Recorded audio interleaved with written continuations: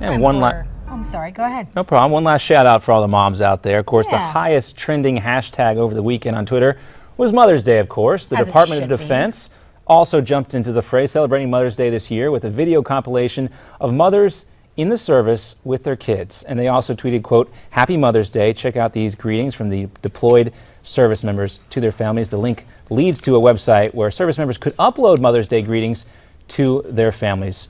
Let's take a look.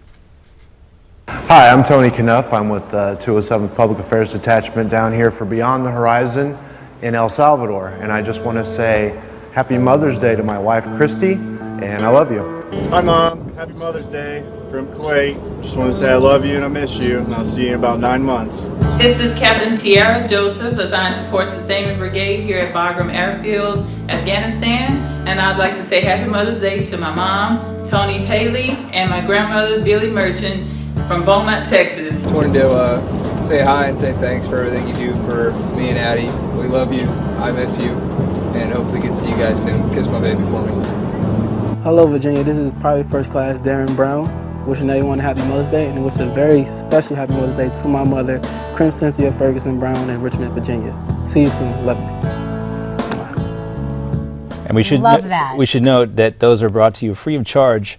Unlike the NFL, which apparently was charging the Department of Defense money for those moments we saw in games. That's a story I'm sure we'll hear more about in the coming days. Oh, yeah. Well, the Department of Defense wasn't the only one tweeting on Mother's Day. House Speaker John Boehner made a special video in memory of his late mother, Mary Ann Boehner. I grew up in a small house in Cincinnati with a big family. I have 11 brothers and sisters. It wasn't easy for my mother to have all 12 of us, but I'm sure glad that she did. Nice little touch there from the speaker.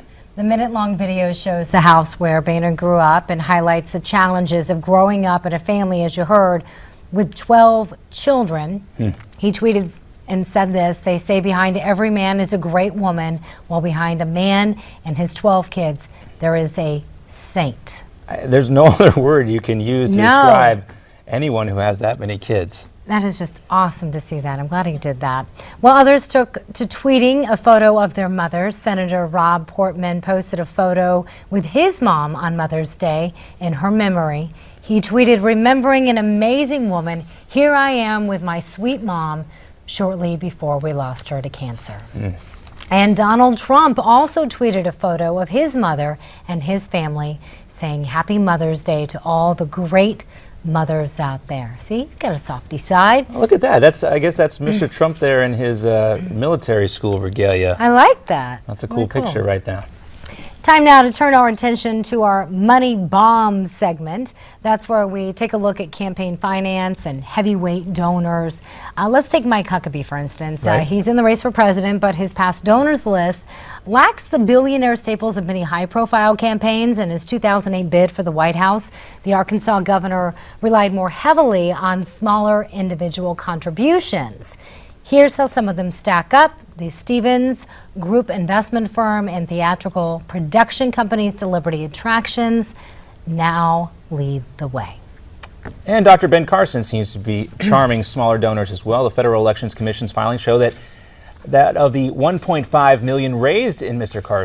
Carson's exploratory committee, 71% of the donors gave less than $200. 84% donated less than $500. To see how these guys are tapping into the grassroots there. Senator and Democratic candidate Bernie Sanders has been very critical about money in politics. Here's what he had to say about that topic during this weekend's Face the Nation. Clearly, the billionaires, Koch brothers and others, are owning the political process. They will determine who the candidates are. And let me say this thing. If elected president, I will have a litmus test in terms of my nominee to be a Supreme Court justice. And that nominee will say that we are going to overturn this disastrous Supreme Court decision on Citizens United, because that decision is undermining American democracy. Now, you could make the case that Senator Sanders, with all due respect, is completely wrong there. When you're relying on the Supreme Court, that should be, the last resort for these types of situations. Really, it should be up to Congress to come up with something better than McCain-Feingold, which is really the cause, what some would say, of Citizens United in that back case. and even more back. Yeah, just let them donate as much money as they want, and as long as there's transparency. Well, we'll see what happens. Still live in a representative democracy, by the way. We People do. still get a chance to vote. Not That's a right. direct democracy. Make your vote count. But a republic, nonetheless.